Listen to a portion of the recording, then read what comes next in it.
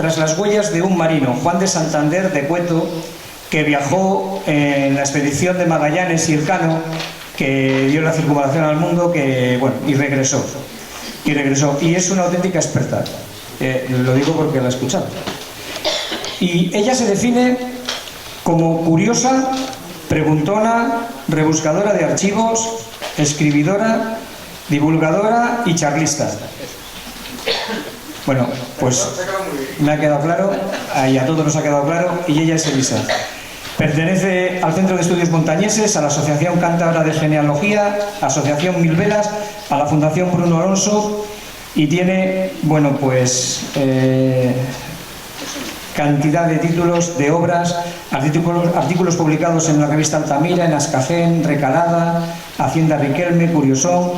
Ha investigado sobre deportados políticos a las Islas Marianas después de la Primera República, sobre Andrés de Urdaneta y el tornaviaje, la Camplana de la Iglesia de Valer después de los últimos de Filipinas, el Galeón de Manila, que fue una conferencia que dio en el museo en el año, creo que 2017 o 2018 aproximadamente, que lo vimos en el Centro Cívico del barrio de arriba. Capitanes y otros mandos cántabros en el Galeón de Manila, Expedición Magallanes Elcano, los preparativos, Juan de Santander, un grumete en la primera vuelta al mundo. Juan de Santander, natural de Cueto, que por eso es muy importante hacer coma de Cueto. Gallegos en Cantabria y cántabros en Galicia, y los pasiegos españoles en tierra de nadie. Ha dado charlas en todos los sitios. Solo voy a nombrar uno por importancia, que es el Museo de la Real Fábrica de Artillería de la Cabada. El resto por todo el mundo. Y ha dado charlas divulgativas a niños en el colegio, por ejemplo, en el Colegio Altamira de Camargo, en el Fuente de la Salud de Santander, Quinta Porrúa, José María de Pereda de Santander, donde yo estudié hace 15 días, y aquí, en el Colegio de la Cabada hace pocos meses.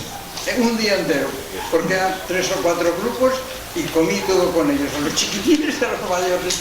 Eso ha sido muy bonito. Bueno, pues esta señora que está aquí con nosotros, tenemos el privilegio de escucharla hoy, y como les he dicho antes, muchísimas gracias por acompañarnos otra tarde más. Gracias.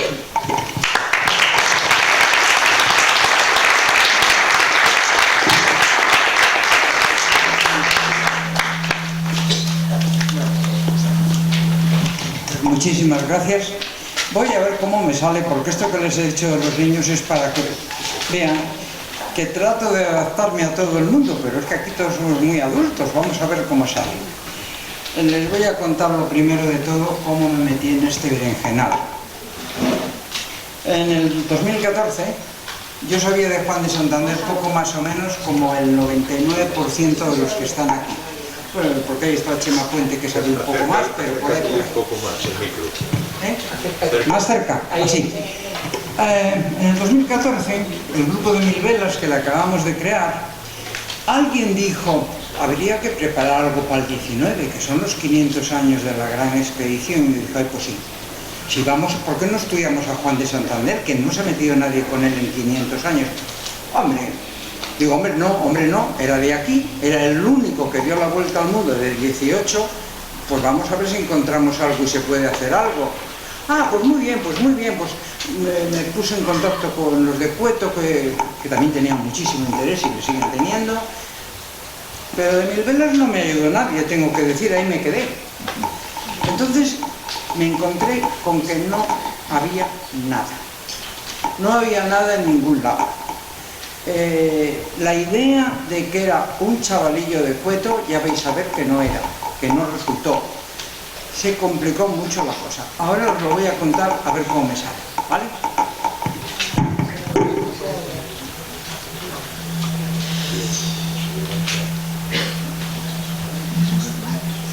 ¿Puedes poner el mosaico?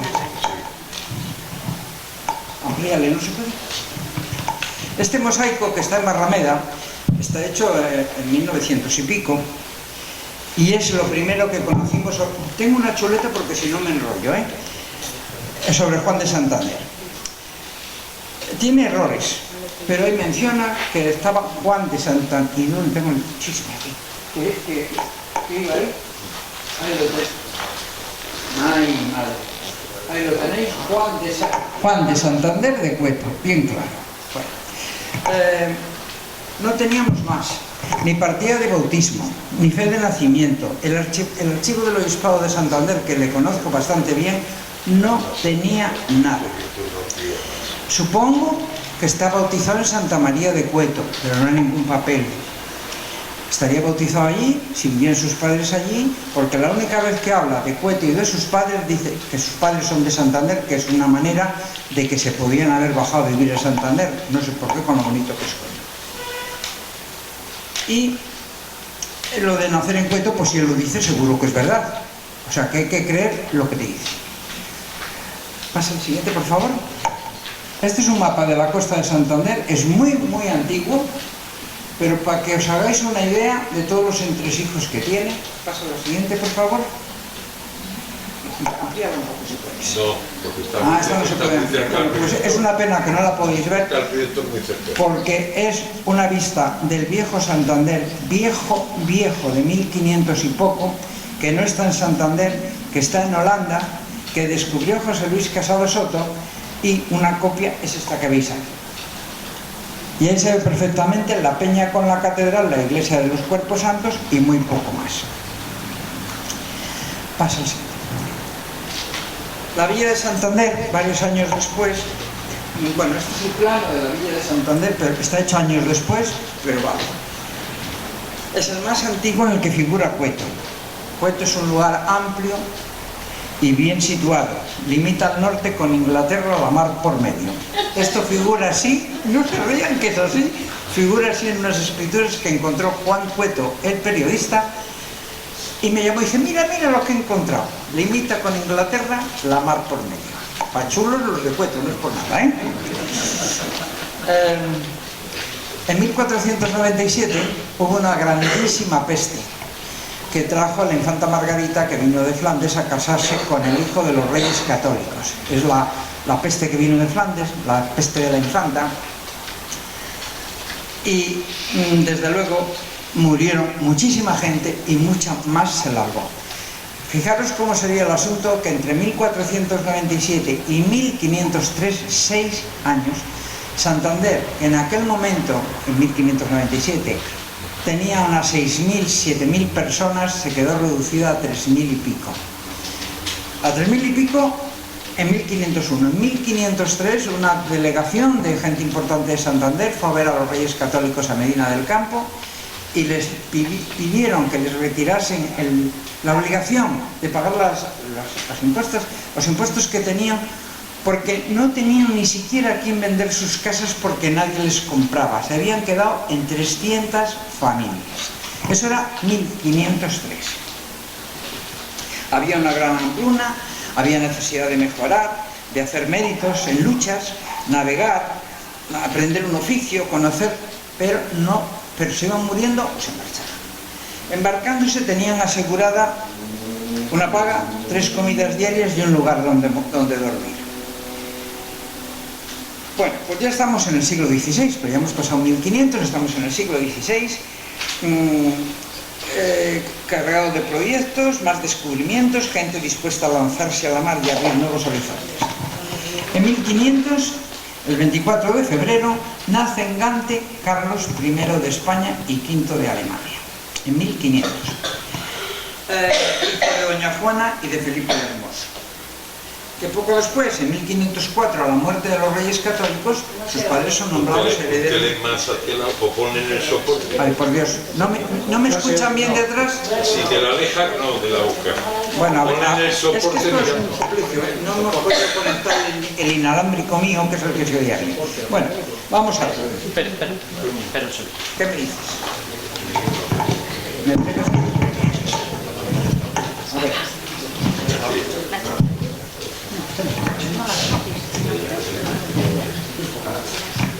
A ver si así, no. A ver, ¿así se puede? No. Ahora sí, ¿no? ¿Oís atrás? ¿Oís bien? Vale. En 1504 nombran herederos de la reina Isabel a Juana la Loca, Juana luego llamada la Loca, y a Felipe el Hermoso. Durante este tiempo, hasta 1517, no sabíamos nada de Juan de Santander. Después de la publicación ya de mi libro hace 2 años, este libro está vendido, no vengo a vender nada, quiero decir, está vendida la producción ya hace tiempo. He encontrado, ¿me pasas las 6, por favor? He encontrado unos documentos, estos los he encontrado realmente este año, con el libro publicado ya hace 2 años, que es en un libro que se llama El descubrimiento del Pacífico, de Toribio de Medina. Está publicado en Chile en 1906. Este Toribio de Medina, otros investigadores, Tomás Mazón y algún otro, y yo, somos de la opinión que tendría que tener un magnífico monumento, porque se tiró 16 años metido en el Archivo de Indias en Sevilla. En este documento nos encontramos que Juan de Santander, esto está mal, Juan de Santander, con todos esos que están ahí, que son 200 y pico, entre los que están todos los miembros que sobrevivieron a la expedición de Vasco Núñez de Balboa en el Pacífico, cobrando lo que se les debía. No quiero decir que fuera un descubridor del Pacífico, sino que en Panamá cobraron todos juntos. De hecho, Juan de Santander estaba en Panamá. Pasa lo siguiente, por favor, porque aquí está la carabela Santa María de Montemayor, que más adelante descubrí que era en la que él venía. Pasa la siguiente, por favor. Y Bartolomé Negrete, maestre de la misma carabela, todos estaban en ese lote cobrando. Luego, en una expedición que saldría de Sevilla y llegaría al Pacífico en 1513 o 14, iba Juan de Santander. Vale, eso es nuevo, eso es la primera vez que lo cuento en público, y eso no está en el libro, porque lo he encontrado hace pues como unos 3 meses o así. Tengo hasta los números de la página, hasta la página 427. El primer documento identificativo de verdad publicado en España que encontramos de Juan es este. Y este documento, y esto es un incordio, es el 4 de mayo, bueno, ya estamos con que la abuela, de 1517. Esa es la primera vez que está registrado Juan de Santander, como si fuera la primera vez que iba a ir al mar. Aparte de esta expedición que les he contado que cobra en Panamá, cuando yo no lo sabía, cuando vimos esto, dijimos, claro, en 1517, cuando empezó a hacerse lo de la expedición para irse con Magallanes. Pues no, porque el 4 de mayo ni había llegado el emperador, ni había llegado Magallanes, ni se había empezado a hablar de ir a América. Seguí buscando y le encontré, pásame la enrolé, le encontré enrolado en la nao que les cuento que les he contado, de Santa María de Montemayor. Ahí. Juan de Santander, ¿lo ven? Mal, pero se ve. Y esta mini expedición, porque fueron 2 o 3 barquitos, que eran de Pedro González Nájera, que le encuentro muchas veces más antes y después, iban a Santo Domingo. Siguiente, por favor. Mientras la flota de Indias, en la que se ha enrolado Juan de Santander, va y vuelve del Caribe, en España empiezan a planificarse grandes aventuras. En septiembre arriba el príncipe Carlos a España, dispuesto a gobernar, y durante los 2 meses que tardó en llegar desde Tazones, porque entró en Tazones en vez de Santander, que es donde le esperábamos, a Valladolid por caminos intransitables, cordonazo de San Francisco, e incluido más personajes trascendentales para la historia, se van concentrando en Sevilla. El rey en realidad llegó a Valladolid, pero en Sevilla se estaban concentrando. Magallanes, ninguneado por el rey Manuel de Portugal, después de haber estado a su servicio 9 años en el Índico y más tarde en Orán, de donde se ha traído una lesión que le ha dejado cojo de por vida, llega a Sevilla, dispuesto a presentar al rey de Castilla su proyecto de encontrar especies por otro camino que el portugués por el oeste. No figura en ningún lado que yo haya podido consultar que Magallanes le ofreciera el ir a las Indias, hacia América, al rey de Portugal.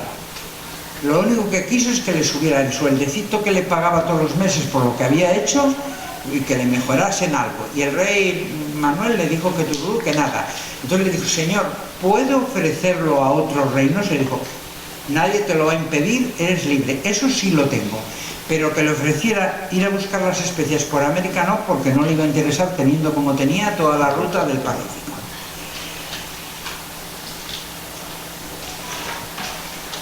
Él venía con un astrónomo portugués, amigo de él, que era Fadeiro, que tenía la misma idea y que además tenía unos mapas muy buenos que había hecho él.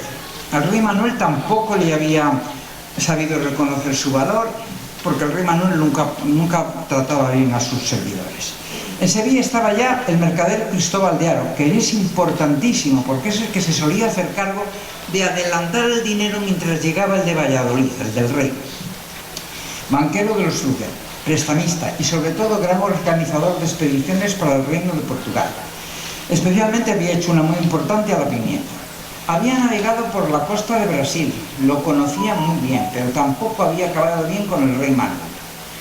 Ahora se muestra dispuesto a invertir un gran capital en la posible expedición que se organiza en Sevilla. Y además, el obispo Fonseca, que venía a ser como el ministro del mar, el ministro naval de aquel momento para asuntos de Indias, y que tenía muchísimo ascendiente sobre todos los reyes, porque ya con la reina Isabel la Católica la había acompañado a Inglaterra cuando fue la princesa que se casó con el hermano de Enrique VIII. O sea, era un hombre de muchísimo prestigio.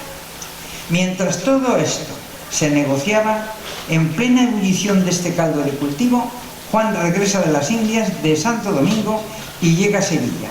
La nao Santa María de Montemayor trae buenos caudales para el rey Carlos, 3.000 pesos. Estos 3.000 pesos y 3.000 de otra nave van a tener su importancia,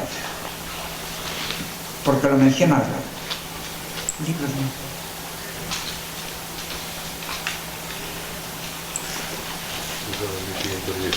Esto es lo de la expedición que se encargó de la. Pero se embargó la nao en la que él venía. Los dueños reclamaban que se levante el embargo para poder aprovechar vientos y corrientes estacionales y volver a las Indias, y parece que Pedro González Nájera lo logró y se embarcó en otra nao, porque me encontramos de regreso en el otoño del 18. Lo que ya no me consta es si Juan volvió a irse con él este tercer viaje. No he encontrado más documentos, ni siquiera sé si cobró por el de los 3.000 pesos. Sí le encontramos en 1519 enrolándose en la expedición de la especería en la Trinidad, al mando de Magallanes. Ahí es donde aparece el grumete que consta en el mosaico. Ahí. Esta es la pieza clave de que Juan de Santander es de Cueto y de quién es hijo. Hijo de los Cachichenamas. Grumete, natural de Cueto, hijo de Gonzalo Debo, que quiere decir Debo, y Catalina del Río, vecinos de Santander. Esta es la declaración que él hace, porque va a una expedición que va a tardar al menos 2 años a volver. No son 6 o 7 meses ida y vuelta a Panamá, son 2 años, y si le pasa algo para que cobren sus padres. En ese momento ni estaba casado ni tenía hijos. Esto es lo que hace que Juan de Santander sea de Cueto, porque no vuelve a poner la palabra Cueto en ningún documento que yo haya encontrado, que lo que puede aparecer porque ha desaparecido, o que ha desaparecido.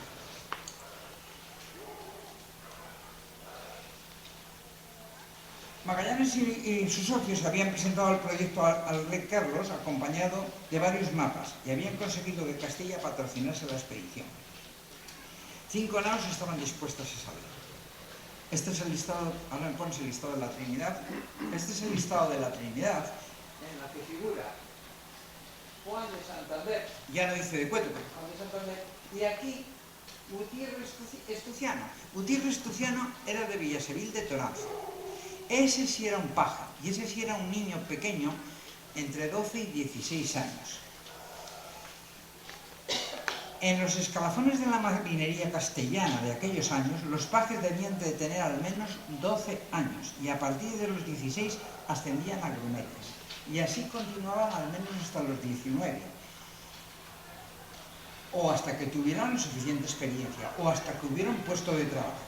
Entonces pasaban a ser considerados marineros y cobraban como tales, mientras tanto no. Pero a veces, si no quedaban plazas de marineros, se enrolaban como grumetes, aunque tuviesen bastantes más años. El grumete Juan de Santander, en 1519, tenía casi 25 años. Lo declara él mismo más adelante, en 1530. Dice que era de 36 años más o menos. Luego había nacido en 1594. Porque si vale que era de Santander de Cueto, porque él lo dice, también vale esto porque también lo dice él. 400. ¿Perdón? 494. 1494 había nacido, sí. Nacido en 1400, lo estoy viendo, fíjate si me he equivocado, perdón. Entonces, eso cambia la vista de todo. El grumete no era un crío, era un hombre hecho y derecho. Había ido 2 o 3 veces a América antes de embarcarse en la Trinidad. 2 que tenga yo documentados, pero yo casi seguro que fueron 3. Pero bueno, ya para otra charla igual lo tengo. Y tenía 25 años cuando se embarcó en 1519. El mapa de América. Van a que le reciba el emperador, Magallanes, va a que le reciba el emperador y lleva este magnífico mapa. Que lo, Esa es la de 1530, donde declara la edad que tiene. Ese es el mapa. Mire qué bonito. Es un mapa con muchísimo detalle, ahí no se ve bien.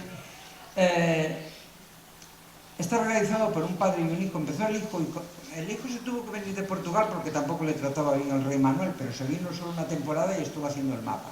Y entonces el padre vino a buscarle y terminaron el mapa. Y Magallanes pidió una copia. Entonces, bien pertrechados, se fueron a ver al emperador, le enseñaron el mapa, el emperador quedó encantado y se pusieron, dijo que sí, se pusieron a hacer. Aquí es donde intervino Cristóbal de Haro, que le dijo al emperador, bueno, si Castilla no paga la expedición, la pagaría yo. Y dijo el emperador, no, la pago yo de los 6.000 euros que me han traído de las Islas Fernandinas. Reales. Pesos. 5.000 pesos. Perdona, ¿eh? Es que tener un becario es un problema, oye. Lo de los hombres es un caso, ¿eh? De los 6.000 pesos que me han traído de las Islas Fernandinas. 3.000 vinieron en la nao que trajo Juan de Santander y eso está escrito. Si luego vinieron muchas más, no lo sé.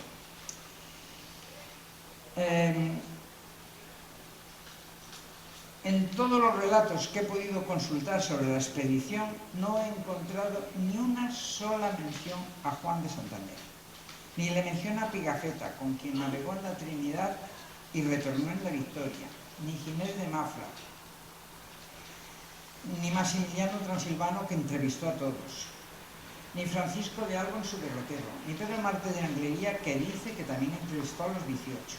Nadie le menciona en todo el recorrido. Yo sí lo he encontrado una vez mencionado, pero así como de pasada, que cuando la expedición se reajustó después de toda la matanza de Filipinas, le llevaron de piloto, pero no me consta mucho más. Salen con la expedición, no les voy a contar la vuelta al mundo, tranquilos. ¿No se puede ampliar eso un poco? Está muy cerca del proyector. ¿Qué dices? Está muy cerca de la pantalla. ¿Quién, yo? El proyector. No se puede poner más grande. Ese es el primer mapa de América completa, y le traigo porque es curioso. Yo le tengo en todos los colores porque cada vez que le copia a alguien, le copia con diferentes colores y le colecciona.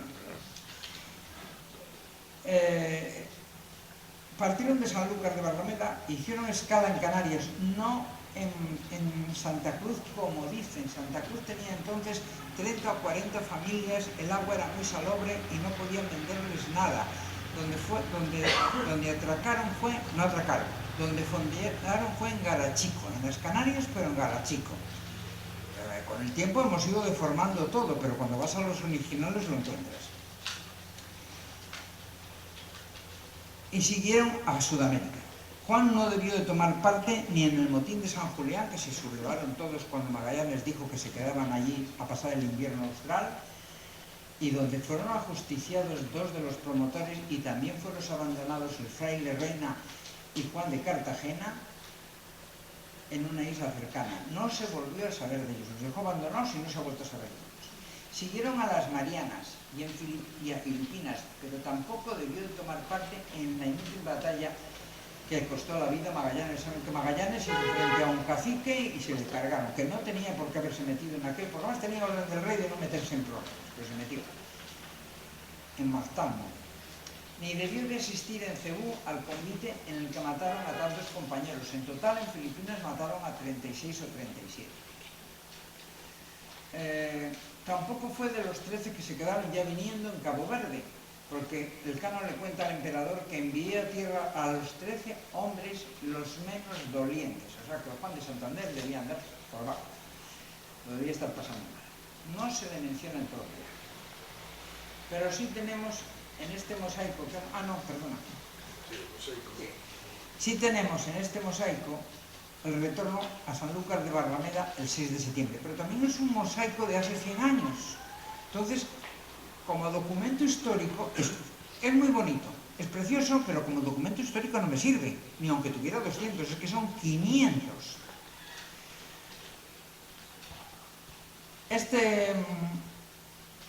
Pasa al siguiente.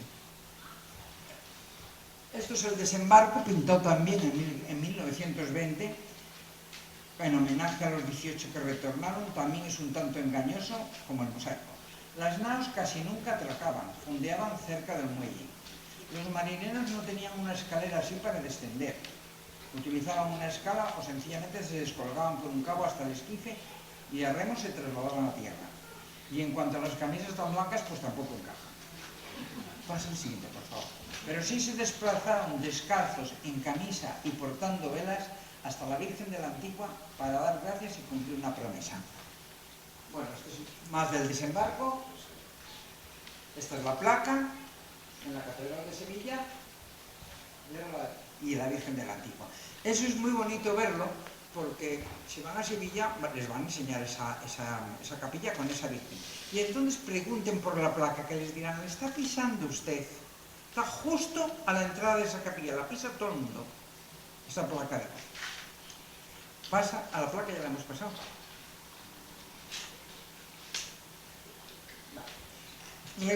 Cuando regresan al cabo de 3 años, y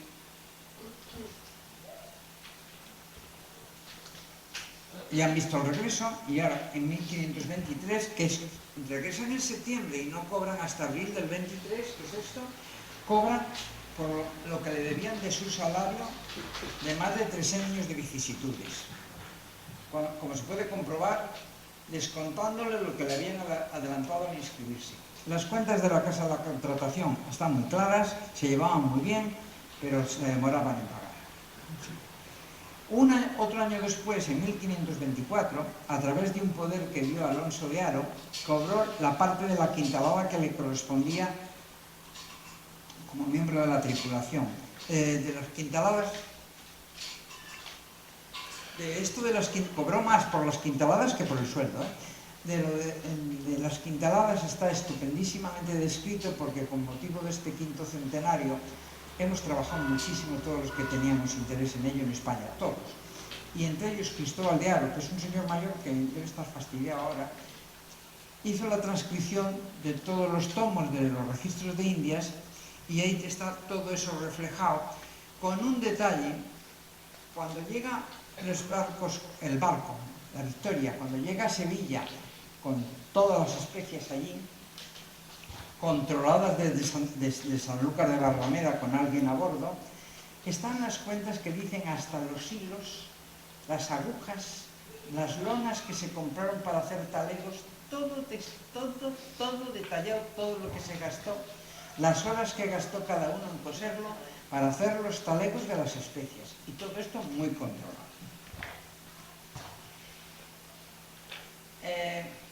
Bueno, pues ya cobra este año 1524 y yo no tengo nada de él hasta que tengo unos datos ya de 1530, y muchos no sabía más.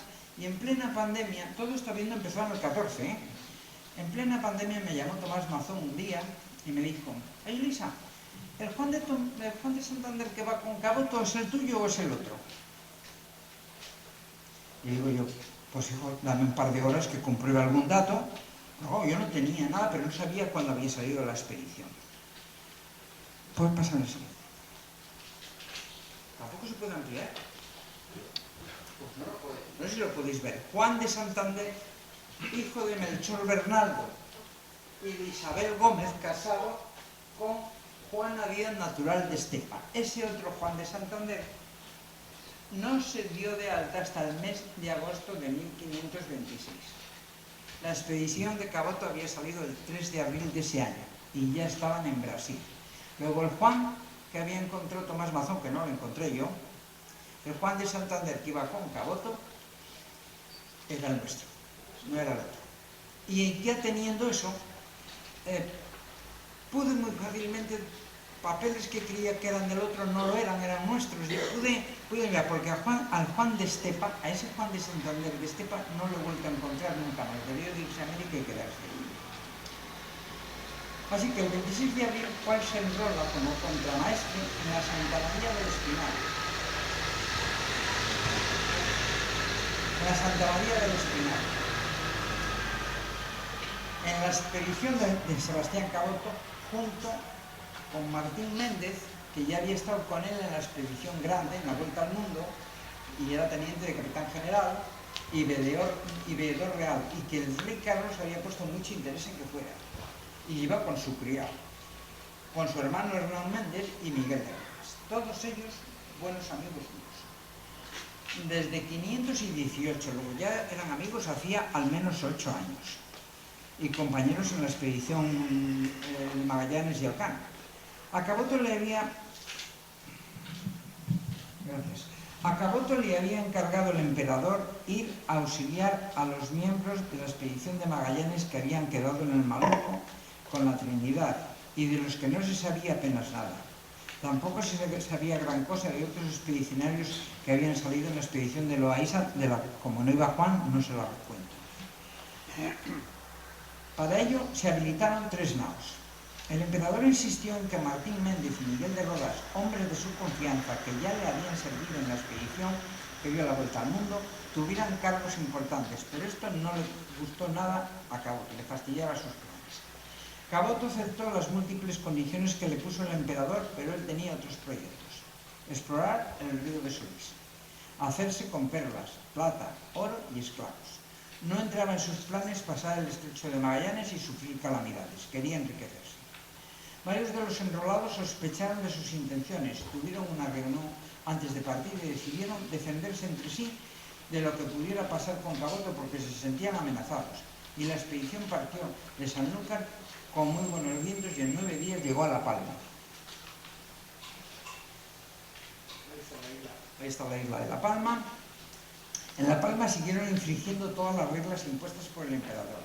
Se instalaron en posadas y casas de los naturales, organizaron fiestas, se emborracharon. La norma era que de no soltar a tierra, pero más que lo imprescindible, pero desde luego dormir a bordo. Nada de eso se iba cumpliendo. La marinería aprovechó para escribir cartas a sus familias. Méndez, que había sido designado veedor real, y Miguel de Rodas escribieron a la Casa de la Contratación y al Consejo Real denunciando lo que pasaba. Caboto sospechó, hizo embarcarse a todo el mundo, mandó a tierra a un amigo del Rifo a que se hiciera con las cartas y naturalmente cuando las leyó hizo presos a los dos, a Méndez y a Rodas, y las metió en la Santa María del Espinar, que era la nao en la que iba Juan de Santander, que iba de maestre, y zarparon rumbo a Pernambuco.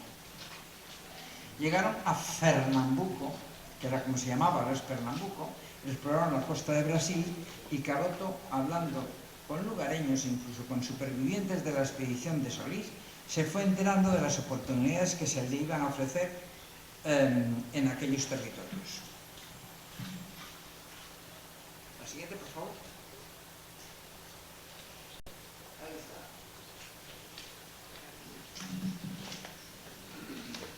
Caboto decidió abandonar a Martín Méndez y a Miguel de Rodas en la isla de Santa Catalina.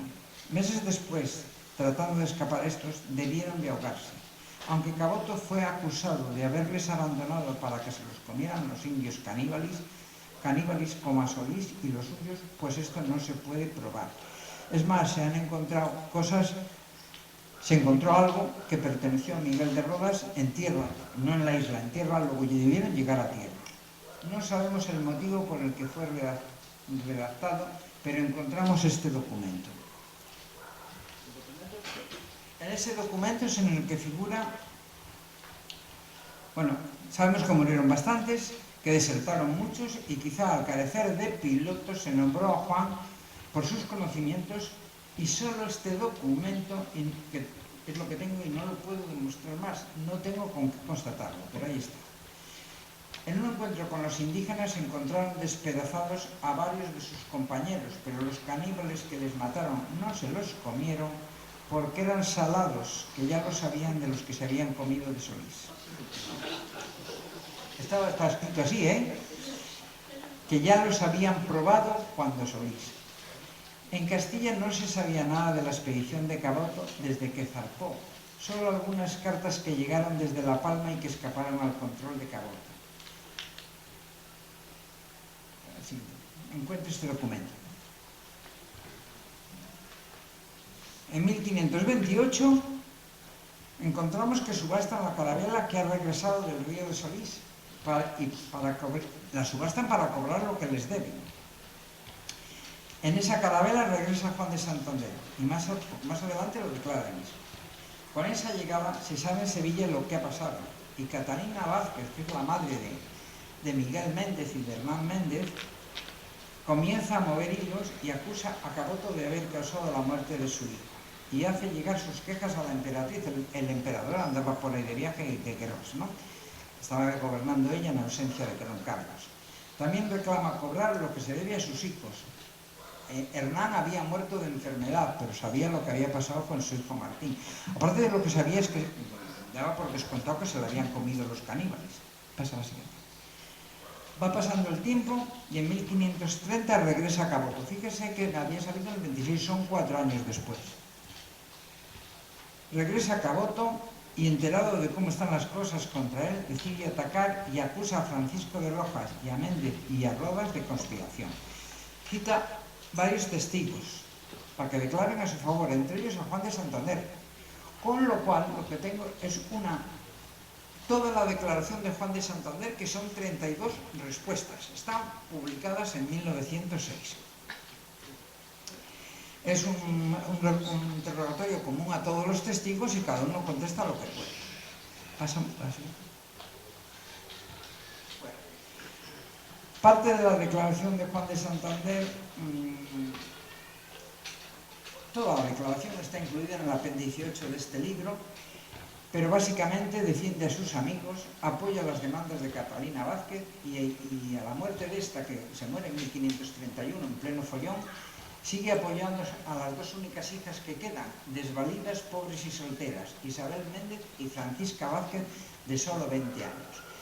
Para que veáis lo de los apellidos, todos los hermanos se apellidan Méndez, menos la pequeña que se apellida Vázquez como su madre, lo cual no tiene más importancia que cada uno se apellidaba como quería.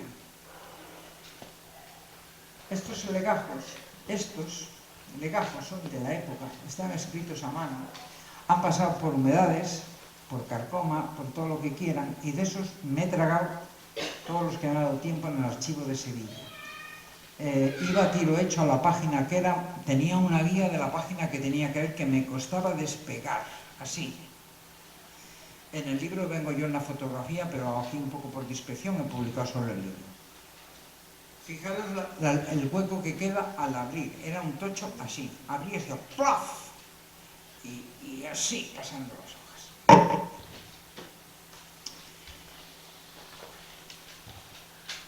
Rebuscando por estos archivos, principalmente en Sevilla, he ido encontrando más datos sobre nuestro Juan. ¿A qué se dedicó el resto de su vida? Solo le encuentro navegando, viaje tras viaje. De su vida en tierra, de su perfil humano, no he hallado nada. Y no saben cómo lo siento. Celda. En 1531,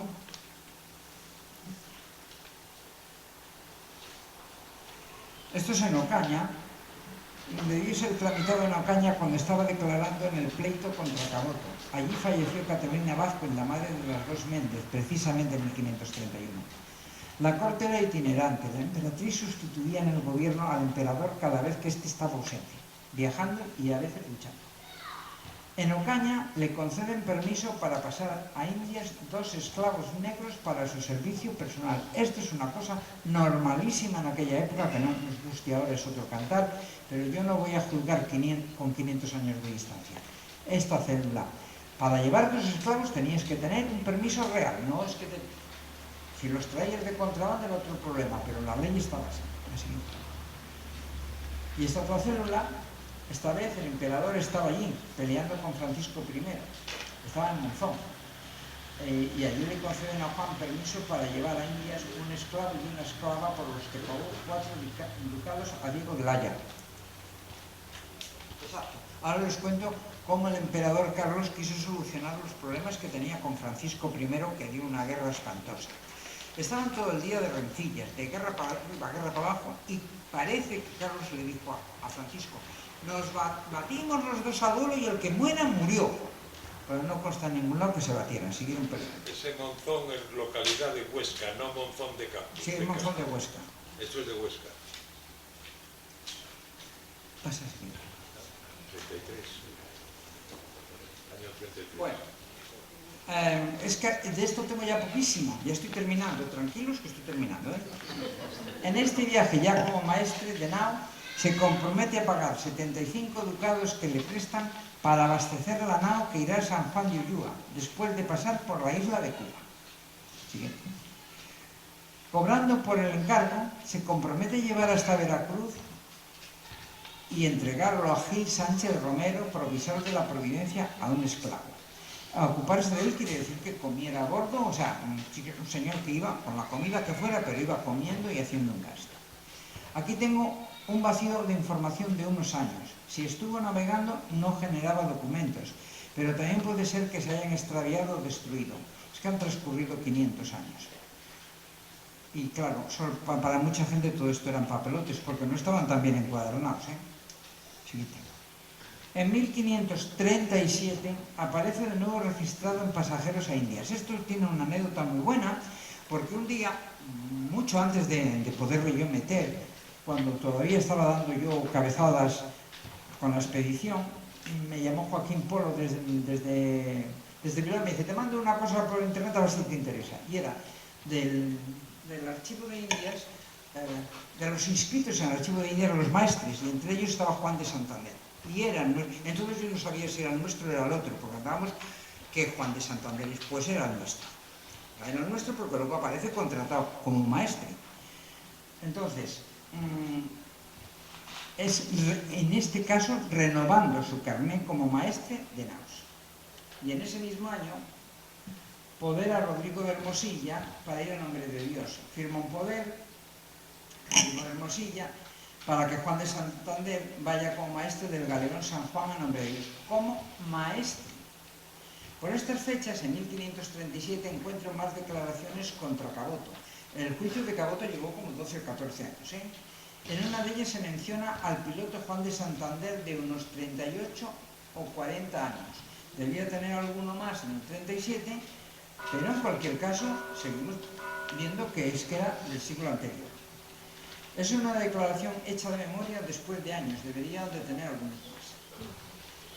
Siguiente, por favor. Deja otro poder porque va a estar navegando. Para mí esta es la guinda. Porque va a estar navegando y declara que vive en la colación de la Magdalena y está casado con Francisca Méndez. Esto provocó que me fuera a Sevilla para revisar en la Magdalena, que yo ya había estado. Entre 1528 y 1539 tiene un libro de bautizos, uno solo. Dije, a ver si encuentro algún hijo. Nada, no lo encontré. Y poco después, bueno, ya sabemos que estaba casado, ya sabemos algo. Y poco después encuentro otro protocolo notarial que me preocupó. Mercaderes de Sevilla reclaman el oro y la plata que se recuperó del naufragio del galeón de Juan de Santander, que naufragó en 1541. No sé cuándo regresó de este viaje, que lo reclamen en La Habana. Esto ocurrió en el Caribe porque quieren que lo reclamen a los mandatarios de La Habana. No sé cuándo regresó de este viaje. Y aquí deberíamos de terminar, pero resulta que encontró más cosas. No especifican si hubo muertos, si le encarcelaron, qué pasó. Más adelante encuentro otro documento que me hace pensar que sí regresó, que siguió haciendo negocios ya con bastante edad. La siguiente. Esta es de 1553, que tendría que tener 58, 59 años. Real célula para pasar 6 esclavos negros a indias. Podría ser, pero no veo otro medio de probarlo nada más que ese papel, y a mí me gusta contrastar al menos 2 veces las cosas. Espero que alguien algún día siga con esto. Muchas gracias.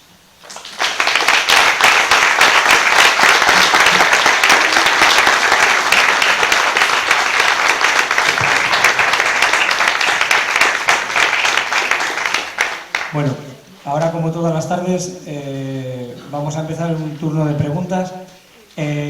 Aprovecho antes de nada para comentarles que mañana miércoles la conferencia la va a dar el capitán de la Marina Mercante y práctico del puerto de Santander, Antonio Fernández Cuesta, y que va a hablar sobre el dominio del mar cuando eso significaba el dominio del mundo. Y el jueves el historiador Rafael Palacio, que nos va a hablar sobre el marino cántabro Luis Vicente de Velasco. Y la conferencia del viernes se ha suspendido por un tema de salud del conferenciante, que está bastante regular, el hombre. Bueno, pues ahora el que quiera hacer una pregunta, por favor. Una pregunta, ¿se me oye? Sí. El famoso ¿cómo se llama? Placa de cerámica que se hizo en 1522 en el Cabildo, no existe, ¿no? No, en 1522 no. Sí, se hizo en 1522. ¿En dónde? En Zaragoza, Balaguer. No se hizo en 1522, se ha hecho después. ¿Seguro? No, hombre, seguro. Seguro porque, sí, no es de 1522. Pero en cualquier Pero caso... un poco después. Pero de 1522... Pues no, mira, ahí me pescas en un renuncio, porque no lo sé. Pero sé que no... Es más antigua que la que sale con dibujos de los barcos. La más antigua que me suena ahí, ¿no? Sí, la del retorno. La del retorno. La de la Sí. lista de los que retornaron Pero es más antigua. No me consta la fecha, pero todas esas placas, que pueden algunas ser de la época del Imperio, pero es que luego no encuentras menciones, te cuesta muchísimo encontrar la mención a la vuelta al mundo con lo importante que fue. Qué bien, ya tenemos especias, eso es lo que importó. La gente tuvo que seguir ganándose la vida. Más preguntas, que ahora estoy yo encantadísima. ¿Quién? No me digáis. Tú. ¿Tenía familia en Santander o hay algún...? Ni idea, y ya quisiera yo haber encontrado, bueno, solamente por el interés que hay en Cueto, ya quisiera yo haber encontrado a alguien. Hay más gente de Cueto. Bueno, tengo un anexo entero aquí en el libro, con unos 10 o 12 Juanes de Cueto en el siglo XVI, y otros de Cueto, Pedro de Cueto, que a lo mejor es de Liendo,